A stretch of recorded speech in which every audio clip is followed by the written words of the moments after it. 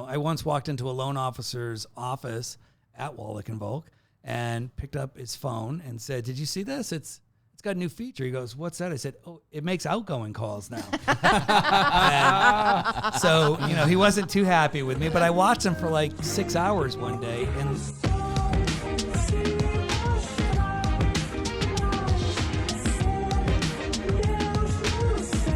welcome to the iBuyer Experiment. We are so excited. We have a special guest with us today. We have Brian Rogerson. He's the president and CEO of Wallick Volk.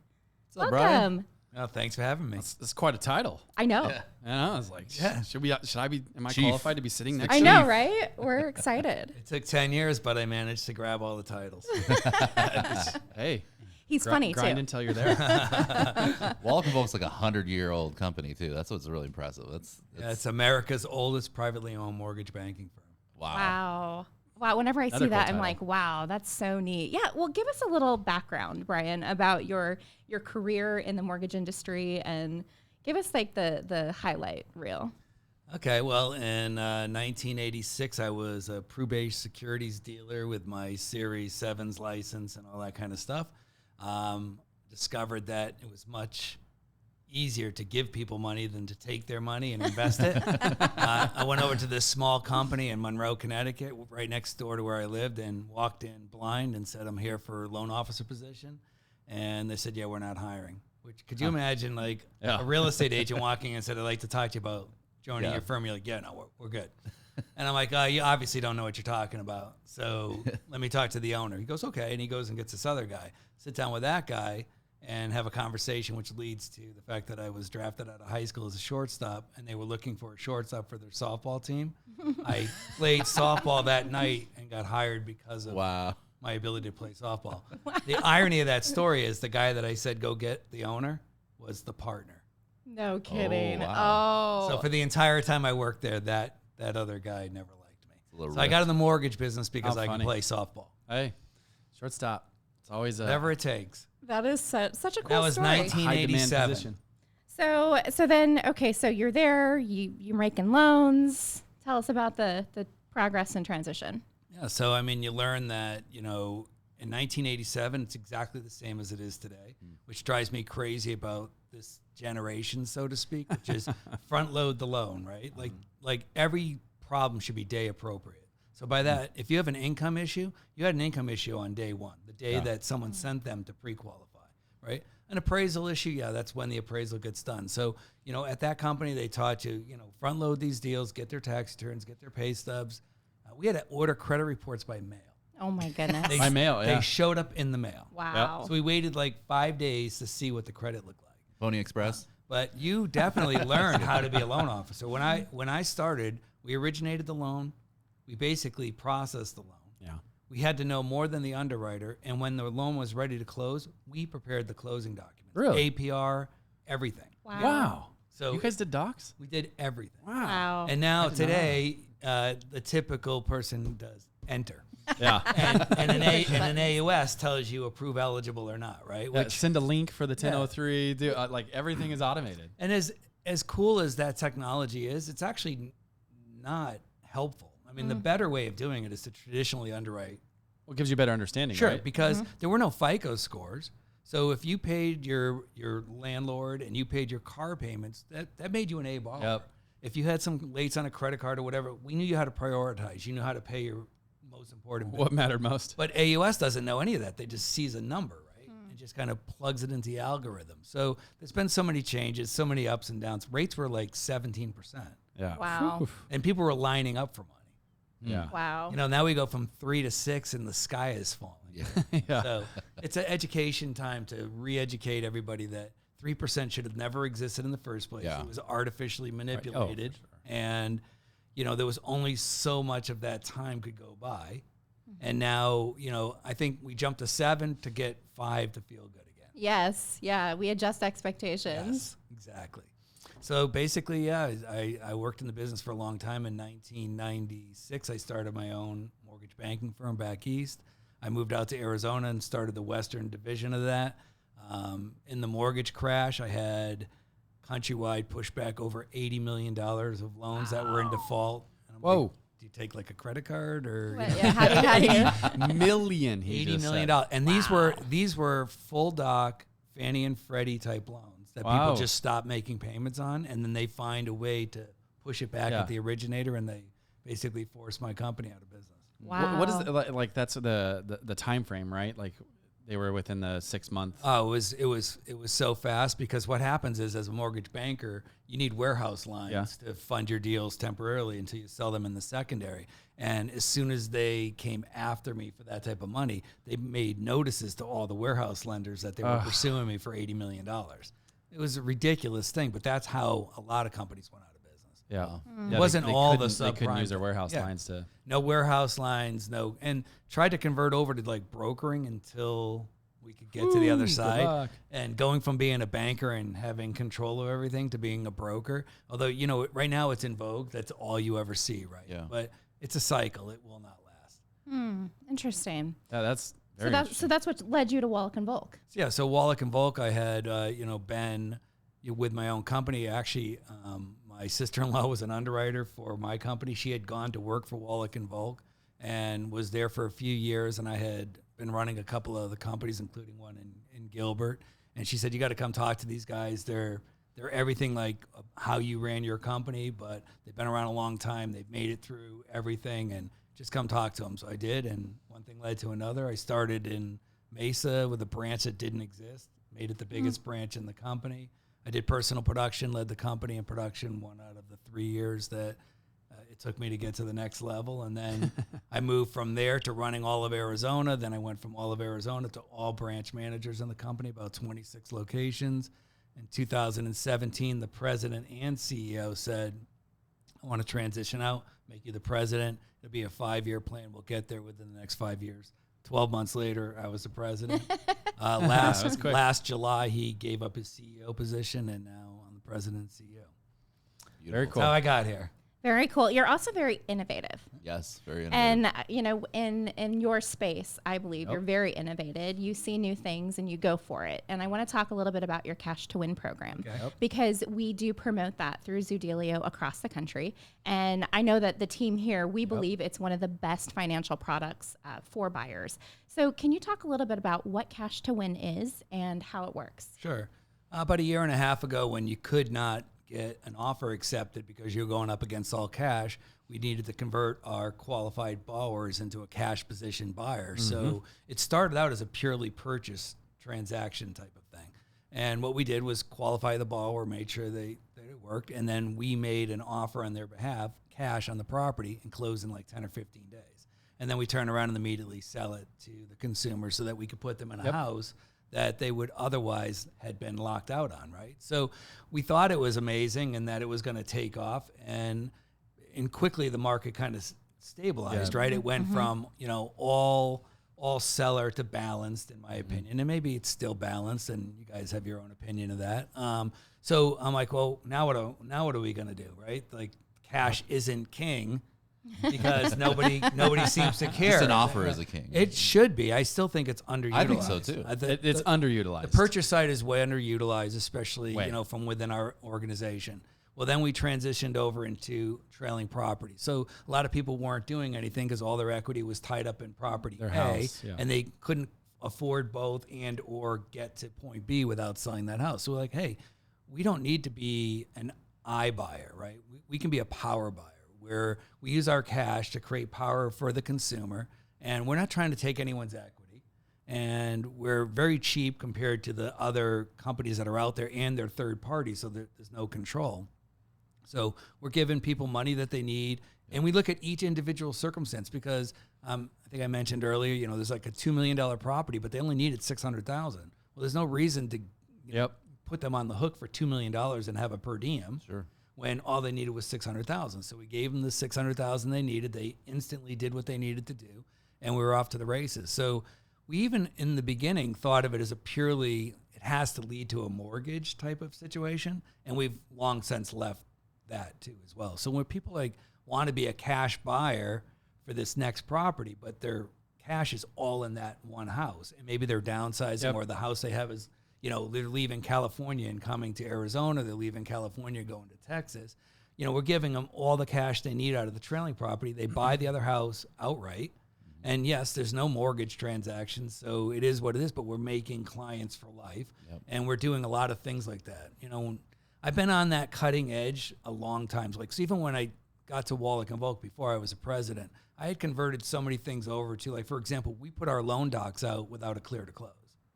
So, we know that there's those little things that are slowing down everything, right? And we're not putting docs out because you need their most recent pay stub. Right. We know they work. Right. Yep. So, and they don't get their recent pay stub till Thursday, but the funding's supposed to be Friday. Doesn't we make put our sense. docs out on Monday and just make that a funding condition. And everybody was up in arms. All my ops people were like, this is never going to work. I'm like, I did it for 13 years. That's how I ran my company. It's going to work. I'm definitely I seek forgiveness, not permission. Love it. But that's how you have to be the cutting edge, right? And That's You how do. get on You the have. cutting You edge. do. You have to push you're those not boundaries. taking any chances. You're going to be out of business. Like the saying, I've never foreclosed on anyone. Then you must not be lending right, because that means you're not taking any chances, and it's just the way it works. So there's a lot there that we can unpack. But one thing before we move on to something else, what coverage area do you have for cash to win? So if we're acquiring a trailing property, a property that already exists nationwide. Awesome. Because it's obviously we're just acquiring the property, and we're not in a position where we need to be licensed as a lender. If we're doing an acquisition transaction, it has to be in our footprint, because we need to be we're going to be the takeout lender to put them into permanent financing. And we're in like 12 states all out west. So, but we've been bought in Hawaii, we bought in New York, we bought in Kentucky, we bought in Florida, Georgia, Tennessee. Yeah. So, we find, like, as people move here a lot, it's actually a tremendous product from that standpoint, because everybody's coming this way, right? Or in our footprint between Texas and California and other states like that. So, yeah, anywhere in the United States, and we just look at each deal individually. So, a lot of coverage. Yeah, if I can, because for me, you just really hit the nail on the head. I think it's underutilized right now, because I know our sentiment and projections, honestly, on a lot of this was it's going to do better in a balanced market, as you stated, than in a crazy market. I mean, don't get me wrong, in the multiple offers where you're having to pay $25,000 and be cash over, it solves a problem there. But in today's time, when you have houses that have actually been on the market for 30, 40 days, you can negotiate terms and price. And it's underutilized by LOs and agents. And so let me just ask the bold question. Why do you think so many practitioners are missing that opportunity? Good question. I think it's education. The agent doesn't understand it, and they're not going about it the right way. Like you said, if you're going into a transaction on a property that's been sitting around for 45, 60 days, right? You could do an all cash acquisition, have the strike price be 5% less with a 2 or 3% concession, and have it all paid for by somebody else. Own the property, get into the position to do what you need to do, put permanent financing, and you're off to the races. So I think it's an education thing. I think it's a little bit scary. People don't understand what they don't understand. I get a lot of new. I'll give you the number one thing I get from a lot of real estate agents. Oh, I have that. I'm like, you do? Oh, they think they do. So, and I just had this happen. He said, I've got that. I said, you do? Who do you have it with? And I won't give the name of the company, but he named a company that actually does them. I said, well, how many have you done with them? Well, I haven't done any with them, but I've got their emails. I'm like, so you've never actually done them? And he's like, no, I haven't actually done them. He goes, well, what makes you different than them? I said, well, let me ask you this. What did the president and CEO of that company tell you about their product? He goes, well, of course I didn't talk to him. I said, well, there's a difference. Big difference. You're talking to me. Like, I'm in the trenches. I get my hands dirty every single day. I am the sole decision maker on every cash to win that we do nationwide. Nice. I see the AVM. I see the situation. We even make decisions on the fly. We've offered a certain amount of money, and then we get down towards the closing, and they need even more, and we increase the amount that they take on the advance. And it's a tremendous product, but it's way underutilized on the purchase side, especially like you talk about these properties that have been around 30, 40, 60 days. It's time to start analyzing where's the opportunity here. Well, and I think some of the agents, right, and again, I'll just kind of speak to what I've seen, that they'll see that there's a program fee cost, right, which, again, obviously is very nominal, like you said, but they're missing the fact of the negotiation power, not only from the price. Hey, seller, we can close in 10 days. Yeah. Right. So They're price. desperate. But even terms. They're going to give so up like you 2-3%. Exactly, to negotiate and cover that the program fee. But as well as one of the biggest things I like to talk about right now is everybody's afraid of the higher rates. Well, if it's the right property and you get enough concessions, guess what? You can buy down the rate 0.25%, 0.5%. Right? I mean, I know that there's parameters there, and that's not always the hard and fast. But these are opportunities that practitioners should be actually opening up their lead funnel with these opportunities. So it's just like, for me, it's like we should be shouting this from the rooftops. Right. And one of the things that we've done specifically at our company is we use it as a security blanket all the time. Yeah. So I allow our loan officers and their agent partners to go to the person with that property that is listed and hasn't sold yet and go out into the marketplace and make that offer with confidence, set their close of escrow date wherever and now they're getting away with like some 45s and even 60s, right? Yeah. And hey, if you sell the house, I'll throw this contract away. This contract is only if you need it. So you have 100% security in that I will acquire this property so that you can close on that new property in 60 days. But if for any reason that thing sells and you can make it happen without me, God bless. We'll just give you the security of knowing that you can proceed. That has been a tremendous uptick because what happened was they didn't feel like obligated where they had to sell it to us. So they had that security blanket, and then obviously a lot of them turn into transactions as a result. But a good percentage of them don't. So we're doing them a favor. We're doing them a service by giving them that carte blanche to go out into the marketplace, negotiate the deal that they want, and have that property be available for a cash transaction if necessary right before it closes. And we're talking days. That's incredible that you're doing that, really. Do you think that this competitiveness that you're giving your LOs is how is that impacting them in the marketplace? Well, ironically, the top LOs in our company are also all the top producers of cash to win transactions. Not surprised. So shocking. Because they're also having the most conversations, right? And I think the competitive edge for Wallick and Volk is that you go to a real estate agent and you say, hey, I'm Brian Rogerson. I'll always call you back on time. You can reach me on Saturday and Sunday. I'm a really good guy. I do FHA, VA, and conventional. and you'd be like, yeah, minimum expectations. Right. Yeah. Right. Wah, but wah. if I come and say, hey, I've got this program where we can take people, turn them into cash buyers on the purchase side, or use their existing property to create a transaction that would not happen otherwise, you got a few minutes. That's the edge for us. Yep. But you can tell not all of them are talking about it. Because if you're not doing any, you can't be talking about it. So the ones that are talking about it are doing way more transactions than the ones who are not. Yeah. Now, let me ask you this piece, right? Because this is another thing I love about these innovative products, right? It's about growing the brand of Wallick and Volk. How well is this being adopted by new LOs, right? And are you guys using this to recruit and actually grow your origination footprint? Yeah, absolutely. So definitely the new LOs are very receptive to it because they don't know anything different, right? Very cool. So it's very easy to say this is what you lead with and this is where you go because, like I just said, like all those other things, everybody should be doing that. Yep. Like you should call somebody back. That's like earth shaking. Like people deal with me, they think like text, email, or phone call, they're all instant messaging. You email me, you get a response within 5 minutes normally. If you text me, you get a response right away. So I'm trying to educate them like it's all about service. It's a service industry. It's not an interest rate industry. Everyone's within an eighth, a quarter, 3/8, which is a marginal difference in payment, but it's the service that gets it done. People chase the lowest rates, and what they usually chase is a loan that doesn't close. Because there's a reason why that rate was advertised that way. It probably can't even be delivered, or most people don't qualify for it, and they find out deep into the process, and then they get the rate that they could have had all along, finally, after dragging themselves through this process, and they stay where they're at because they always reward the person that lied to them. They lose the service. Exactly. Yep. But the marketplace needs to understand that there's so much innovation that could happen, right?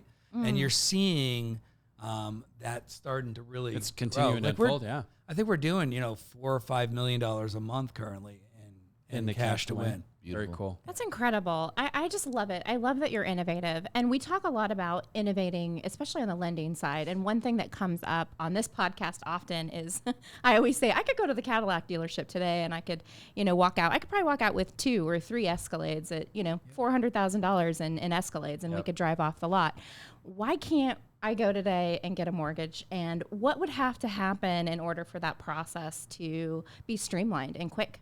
Well, I mean, the process is available already where, other than dealing with Dodd-Frank and the disclosure timeline, the disclosure timeline is longer than we need. So we could close faster than the law allows.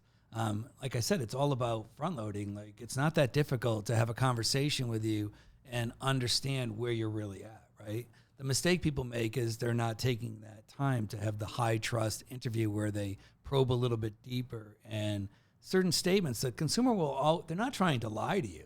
They just don't know what to tell you. Yeah. So you've got to know what to ask them, right? If I say, Jason, what do you do for a living? Oh, I'm a landscaper. And I go, okay, how much do you make? And he goes, I make $100,000 a year. And I just instantly try to qualify him that way. I'm out of my mind because wait a second, maybe he owns a landscaping company. He doesn't pay any taxes. He makes over $100,000 a year, but he writes everything off, right? So I make zero. You've got to probe, and you've got to keep going, and that's the understanding that most people, they're so afraid of hurting their sale by asking too many questions. It's actually the opposite. Yeah, they're hurting Like, themselves. I want to do business with the person that's asking the probing questions because I know they know what to ask. Instead of just trying to rush through it, issue that prequal. And that's the other thing. The prequal, there should be some penalty for the prequal not being worth anything. Ooh, I agree. It should have to have more value than the paper it's printed on. But no one gets held to a standard, right? And I understand, but things change. Well, that's different. Like, you could prove that if you issued a prequel and they lost their job. Sure, that's easy. That's you could prove that, but you should have to be able to back up that your prequel was actually valid. But that would be more red tape. Yep. Right. So you think that the process could be quicker? It's just the disclosure time frame. I think that the process, 373 I or think whatever it is. depending on who you're dealing with, the process is already quicker than you can imagine. We're in and out of transactions in 10 days often. And that's like the least amount of days that you can do it. Now, not all financing transactions even have that kind of time frame associated with them, which means, but we should always be like the Wallick and Volk thing is that we should have our docs to closing 3 to 5 days prior to the close of escrow date, because all the anxiety is waiting to see what happens. 100%, yes. And if you just get them there, everybody is calm. They're not even signing them.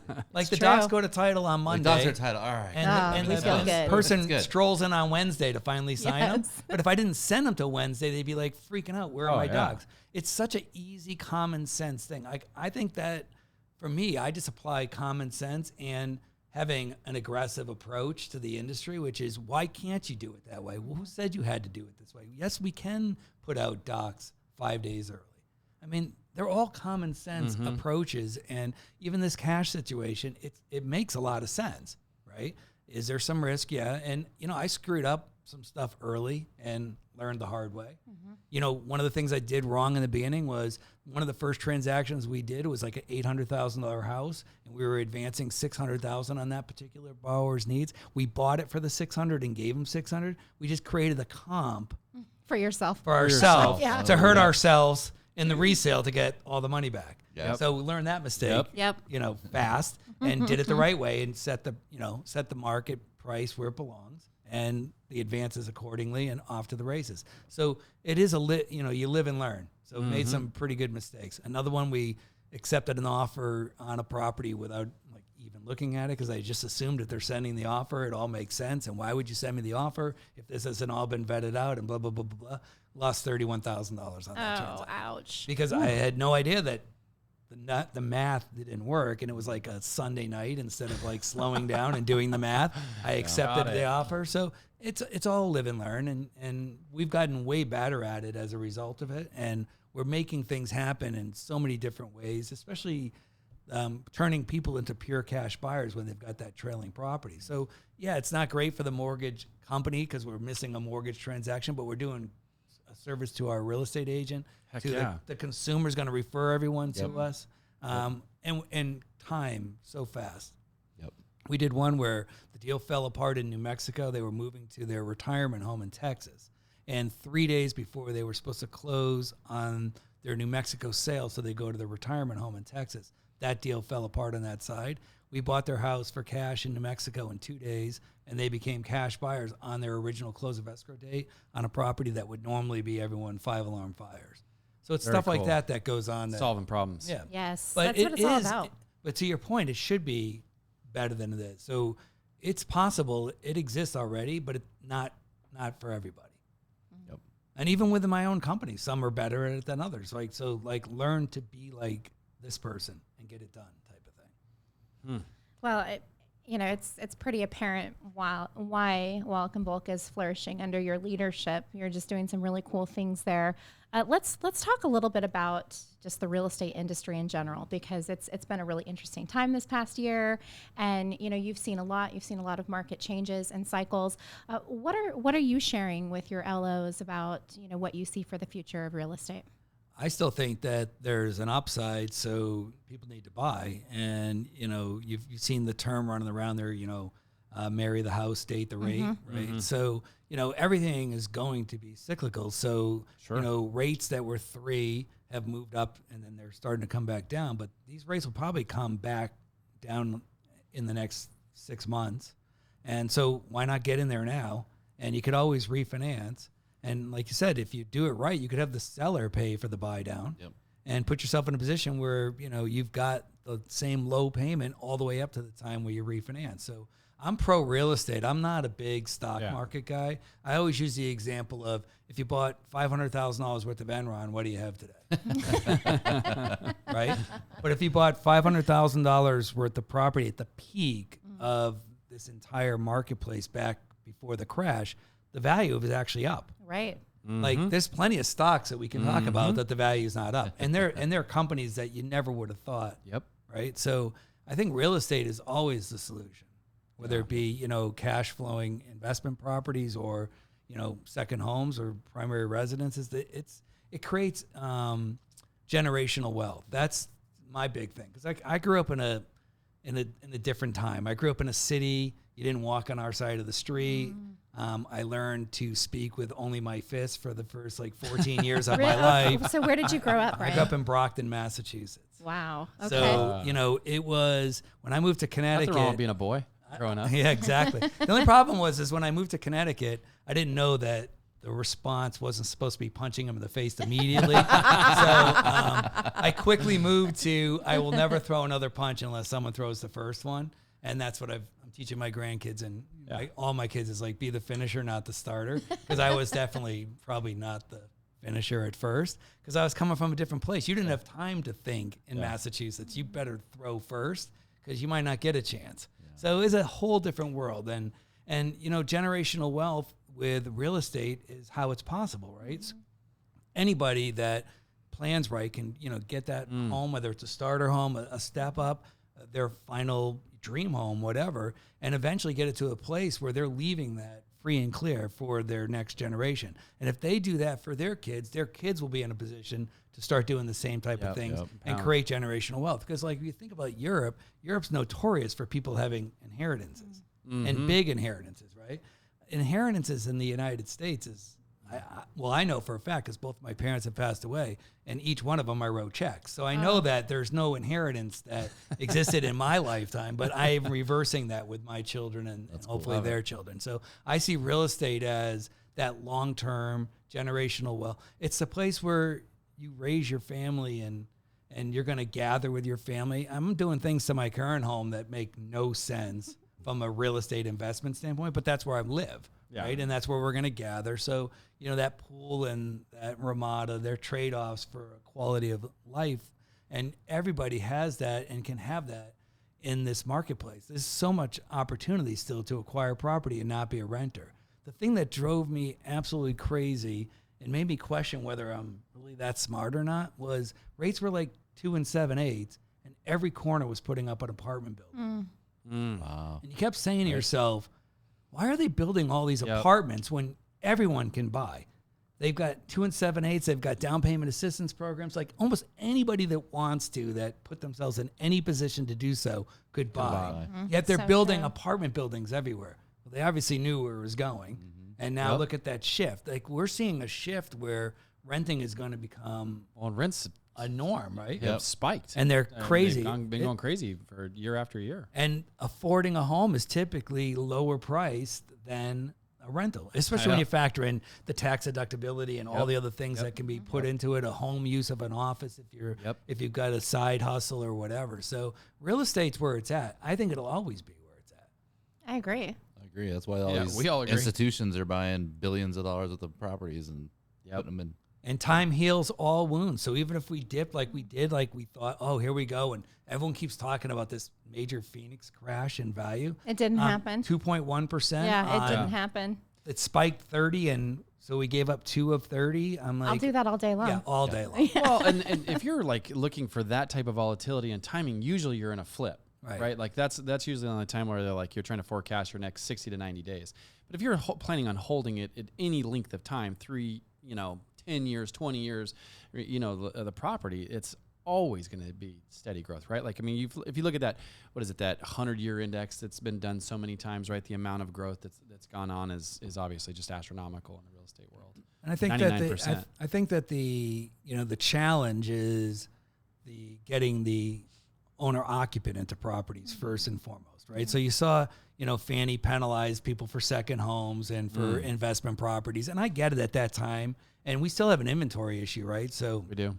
they're still going down that path, which is primarily getting people into homes that want to live in that home and raise their family. And I'm a proponent of that. I get that Me comes too. first and foremost. But there's also a lot of properties that are in certain locations, second homes and whatnot, that they are truly second home communities, right? And so, you're not really taking someone's primary occupancy away from them. And, these big conglomerates buying all this rental property, that's a problem, right? And so, we're seeing some leaning towards those guys being slapped around a little bit to prevent it, but they're always going to find a way. Their access to capital is almost unlimited.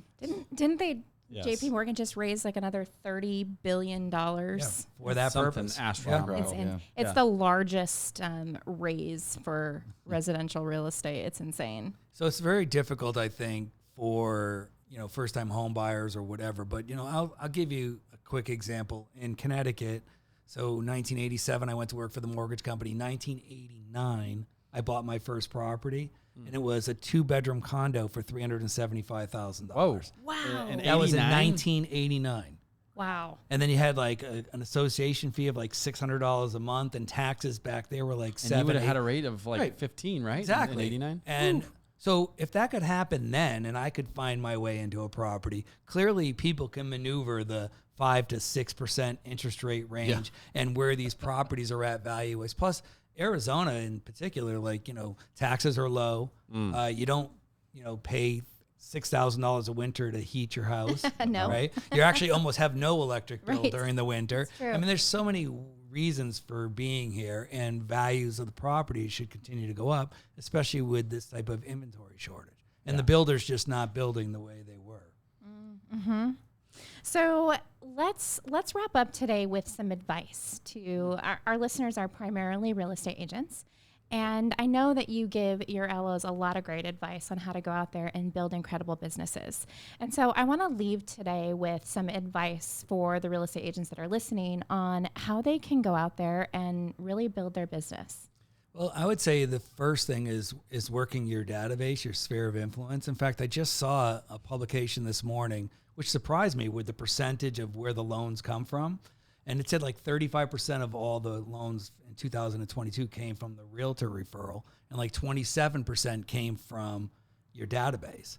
And social media was like 2%, and online was like 7%, and the builders were under 5%. So everyone's always saying, "I'm losing all my loans to builders," or this and that. No matter whether you're a loan officer or a real estate agent, it is working your sphere of influence. You're a secret it's agent. making phone calls, having conversations. Who do you know that's looking around? Who do you know that could help? Who do you know that has been working and should be owning, and for whatever reason they haven't even pursued it? I'll have a casual conversation with them, but it takes work. You know, I once walked into a loan officer's office at Wallick Volk and picked up his phone and said, "Did you see this? It's got a new feature." He goes, "What's that?" I said, "Oh, it makes outgoing calls now."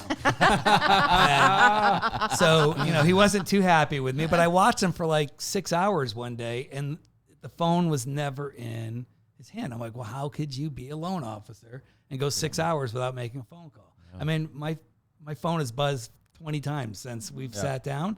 This is how it's done. You have conversations. And I think for the agent, they need to, you know, work that sphere and then need to multiply from there, whether it be offering advice to small businesses and how to get the people that work for that small business into real estate, because people that employ people that own homes, they don't move around. The people that move around job to job to job are the ones that don't own a home. So once they buy a home, they kind of stay at their employer too. So it's good for the employer to have their employees be homeowners. There's a lot of stability there. So I would say first and foremost, it's work that sphere of influence. Make sure you work in your database, make those phone calls. Even though you think that they may not be interested in something, they may know somebody that is just recently talked to them, and you've got to work the calls. Yeah. So Beautiful. Recapping that simply though, if we take like the cash to win and a database, right? What I'm hearing you say is that you can inspire transactions through giving a unique value proposition to these clients. So if you, i.e., got something to talk about, Right. how you're going to solve a problem in that particular marketplace, you actually can put yourself in transactions that you probably weren't going to be in before. Absolutely. If I was to, you know, trade spots with you guys and be in the real estate business instead of the money business, right?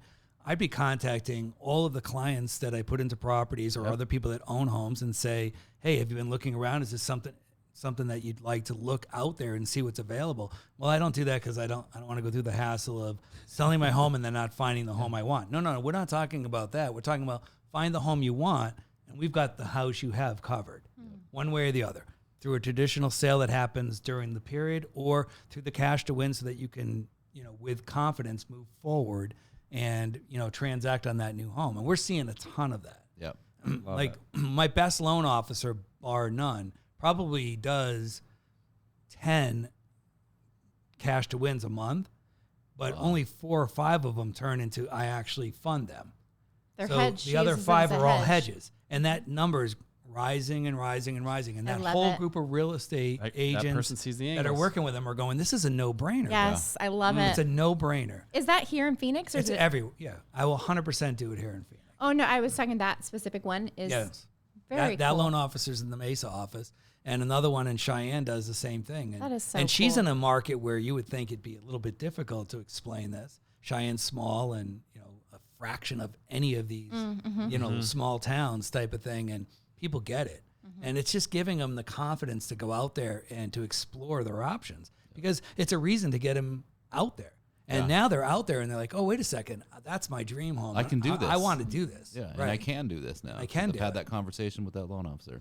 I think that that's super relevant what you just said, whereas there's so many people like where in like a market like the Phoenix Mesa, you know, metro, it's becoming almost more expected to have these types of value I agree. propositions versus a Cheyenne where it's like, hey, they can lead with this and now it's a unique thing. So it's really cool. But again, I mean, so like Kayla was saying a second ago, our listener base, we have a lot of LOs too. So I want to make sure that they know if they want to do more deals and more business, that they can reach out to you and possibly open up the conversation to see how Yeah. they could work with something. Yeah, absolutely. I mean, I would say that, you know, from a Wallick Volk standpoint, when a loan officer comes to Wallick Volk from someplace else, we have traditionally doubled or tripled their business in the first 24 months. Wow. That's and awesome. they stay there.